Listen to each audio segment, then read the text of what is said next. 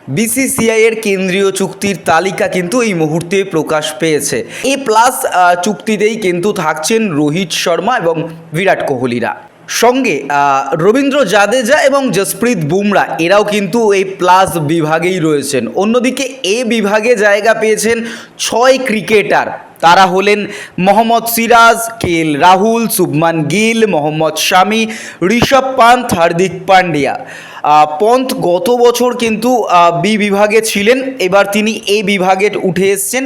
B বিভাগে জায়গা পেয়েছেন 5 জন ক্রিকেটার।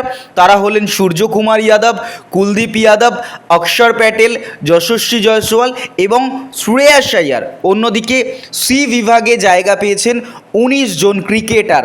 তারা হলেন রিঙ্কু সিং, তিলক ভার্মা, ঋতুরাজ গায়কোয়াড়, শিবম দুবে, রবি বিষ্ণোই, ওয়াশিংটন সুন্দর, মুকেশ কুমার, সঞ্জু স্যামসন, আর্শদীপ সিং, প্রসিদ্ধ কৃষ্ণা, রজত পাতিদার, ধ্রুব জুয়েল, সরফরাজ খান, নীতিশ কুমার রেড্ডি, অভিষেক শর্মা, আকাশদীপ, বরুণ চক্রবর্তী, হর্ষিত রানা এবং ঈশান কিষান।